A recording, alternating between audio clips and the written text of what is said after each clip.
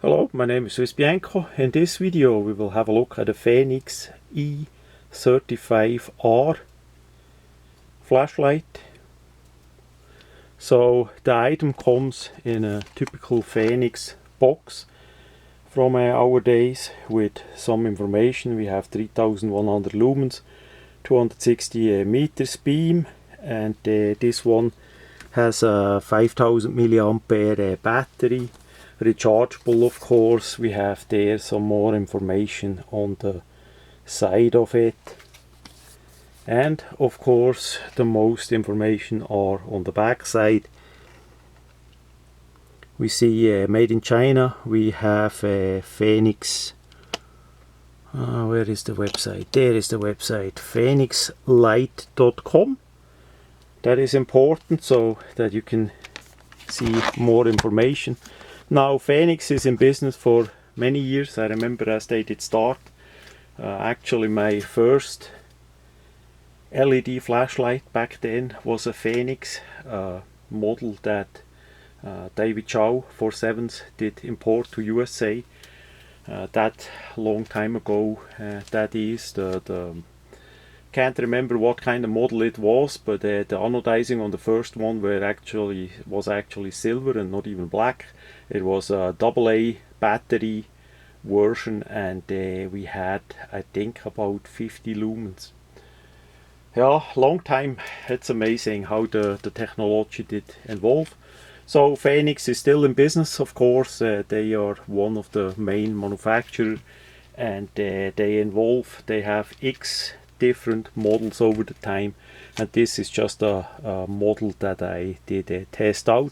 Now for the packaging, they have a quite interesting insert, if we can get it out.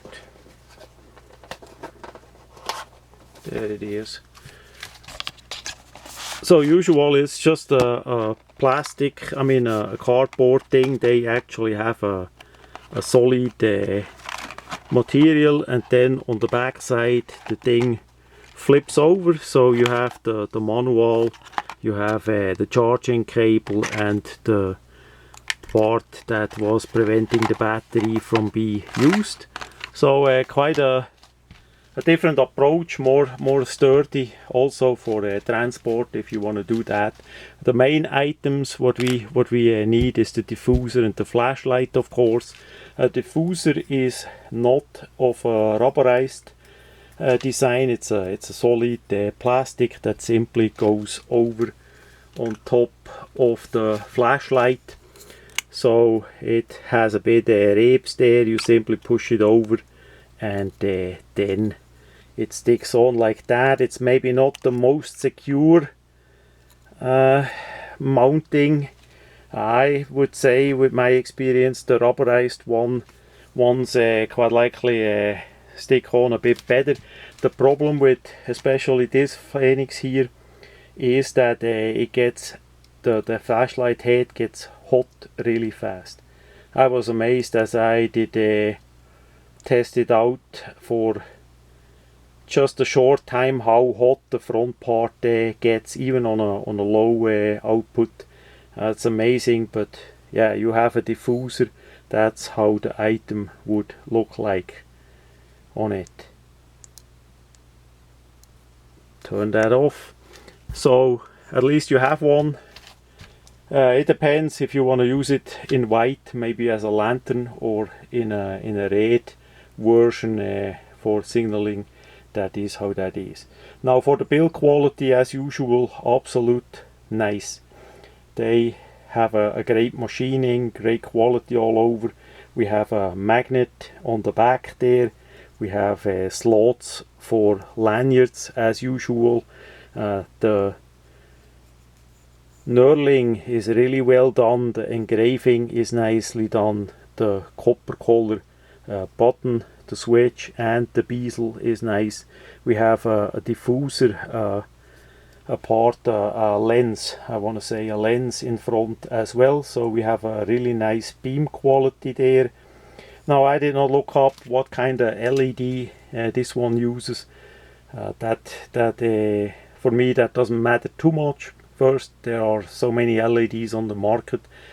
Second, what matters is the output and the quality what we have, and on this one it's outstanding, really nice. What we also have is a pocket clip. It's reversible. That is one of the few minus points. Unfortunately, it's just a regular clip here instead of a two-way clip. I'm sure there with that diameter there are other clips on the market that would fit there, say from Olight and other manufacturers, that you could get a clip if you want to have a two-way clip. For me, nowadays on most flashlights it should have a two-way clip as a standard. That is here unfortunately not the case. Then what we have really nicely done is the charging point. Here you can open the rubber up and we see the USB-C port. Again, the cable is in the packaging as well. The rubber makes a really good, strong, solid impression. The plug, sometimes that is on the weak side. This one for sure feels matching with the quality of the Fenix that we know. There we have the copper button, the switch. It's relatively flat, so it should not turn on too fast. If you have it and it turns on by itself, you can always put an O-ring here and one there that overlaps a bit on the front, and on the back you get those cheap in the hardware store, and that gives you then the protection that it needs, so you don't need to use the lockout. I always find it a bit annoying to first 3 times or whatever press. For me it's important that I can press and then the light is on. So as we take it apart, we have basically the part behind is solid. We have here the 5000 milliampere battery. It's a 21700. There we have some information.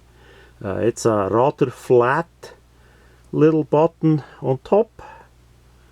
Bottom is flat. We see inside we have a spring there. We have a fast square thread, standard nowadays with O-ring, and as I said, the build quality is outstanding.